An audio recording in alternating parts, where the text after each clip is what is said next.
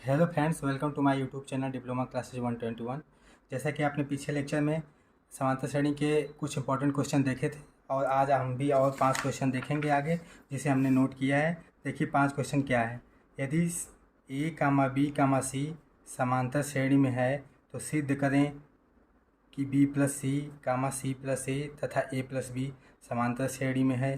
दूसरा सवाल देखिए क्या दिया है।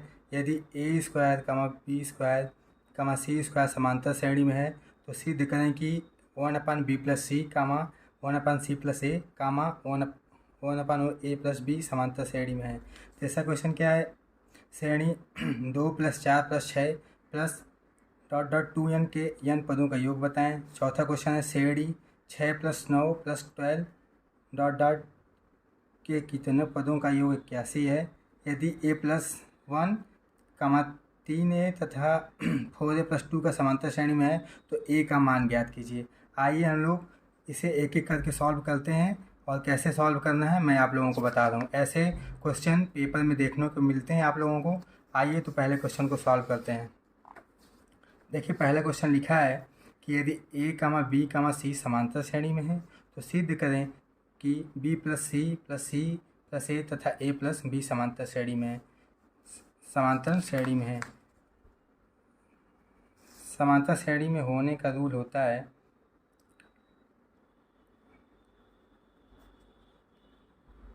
कि जो हमें श्रेणी दी है, जो हमें श्रेणी दी हुई है, जैसे मान लीजिए क्या दिया a comma b comma c दिया है तो इनके जो समांतर होंगे, डिफरेंस होंगे, एक दूसरे के इक्वल होते हैं। जब एक दूसरे के इक्वल होते हैं तो उन्हें उस श्रेणी को हम लोग क्या कहते हैं, समांतर श्रेणी। जैसे मान लीजिए b - a equal c - b एक दूसरे के इक्वल होना चाहिए।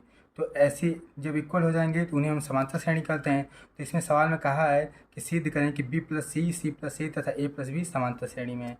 तो सवाल क्या है, b + c comma c + a + b, इसे सिद्ध करना है कि ये श्रेणी समांतर श्रेणी में।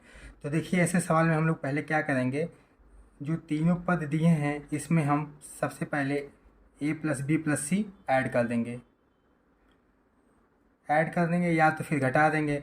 आइए हम लोग घटा देते हैं। a + b + c, उसके बाद दूसरा दिया है c + a, फिर -a + b + c। तीसरा क्या है, a + b -a + b + c। ठीक है। आइए अब b + c हो गया और इसको हम अगर कोष्टक खोलते हैं तो माइनस का रूल होता है कि अंदर के जितने भी साइन हैं सब क्या हो जाएंगे, चेंज हो जाएंगे। -a -b -c comma c + a - a -b -c a + b -a + b -c। यहाँ पे b - b + c a -b -c। यहाँ देखिए क्या होगा, c + a - a -b -c, फिर a + b -a -b -c। क्या होंगे, इसमें से b से b कट जाएगा, c से c कट जाएगा, यहाँ बचेगा -a। यहाँ क्या बचेगा, b से b कट गया और c से c कट गया आपका। यहाँ c से c और a से a कट गया, यहाँ कामा -b बचा। और यहाँ क्या बचा, b से b कट गया और a से a कट गया, यहाँ कामा -c बचा। चूँकि -a comma -b comma -c बच रहा है तो हम क्या करेंगे, इन्हें -1 से गुणा कर देंगे। जब गुणा करेंगे तो -1 × -a comma -a × -b comma -c का × -1 क्या आ जाएगा, a comma b comma c। अतः ये हम लोग कहेंगे, अतः यह समांतर श्रेणी में है। देखिए हमें सवाल में क्या दिया था। सवाल में यही दिया था कि यदि a कामा b समांतर श्रेणी में है तो सिद्ध करें कि b + c + a तथा a + b समांतर श्रेणी में होगा। हमने इसे हल किया और हल करने के बाद क्या आ गया, हमारी वही श्रेणी प्राप्त हो गई। अतः ये जो दिया हुआ सवाल ये समांतर श्रेणी में। आइए दूसरा क्वेश्चन पढ़ते हैं क्या दिया है। यदि a² कामा b² कामा c² समांतर श्रेणी में है तो सिद्ध करें कि 1/b + c comma 1/c + a comma a + b समांतर श्रेणी में है।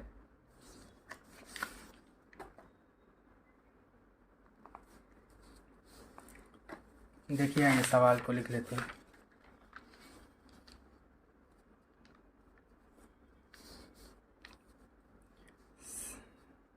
सवाल दिया है आपका, दूसरा सवाल है, जो श्रेणी है A square comma B square comma C square समांतर श्रेणी में है, समांतर श्रेणी।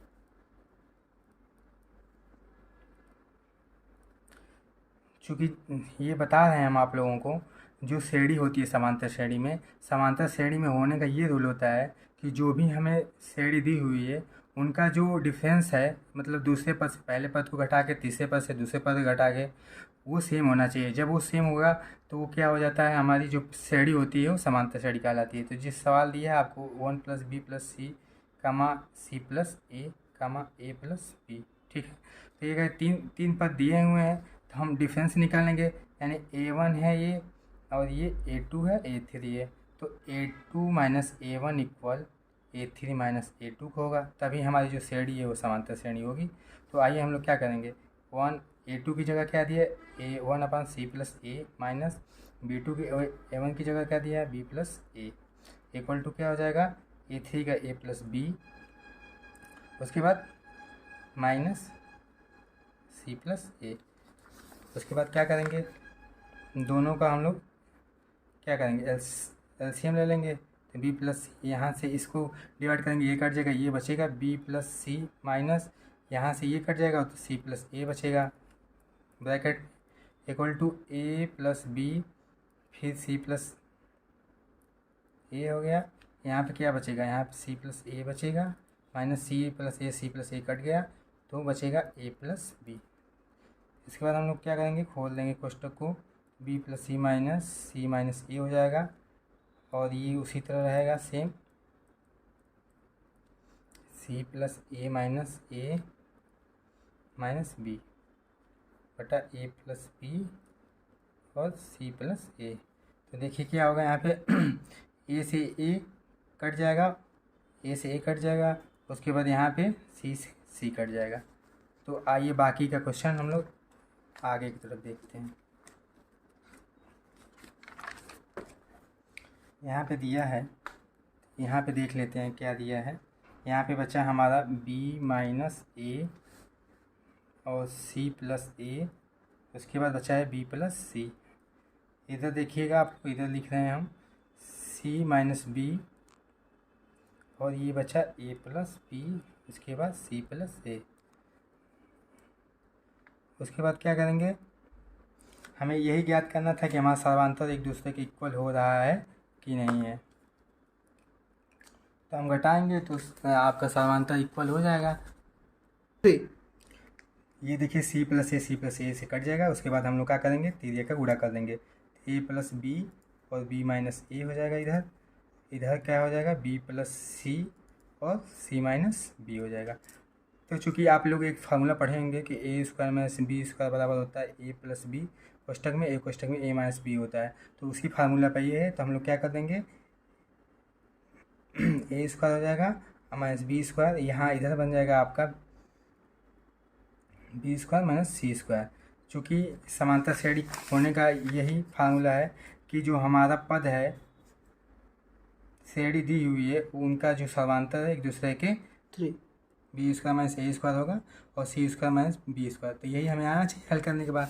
तो देखिए आया क्या है, इसमें a का गुणा करेंगे तो -a² होगा, तो माइनस यहाँ इधर लगा देते हैं, माइनस इधर लगा देते हैं।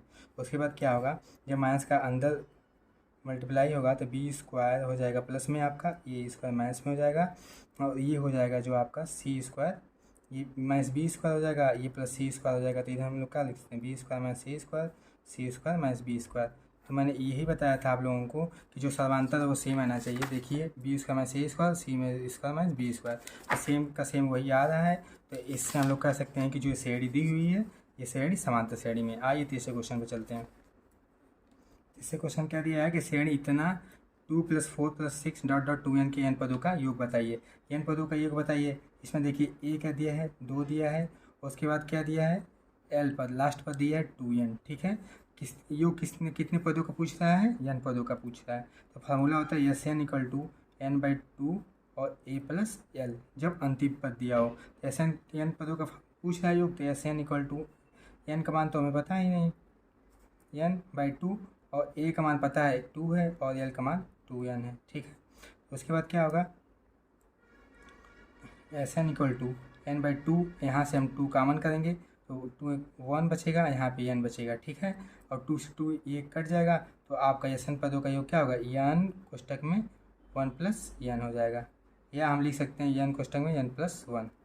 ठीक है, ये आपका S2n पदों का योग हो जाएगा आंसर।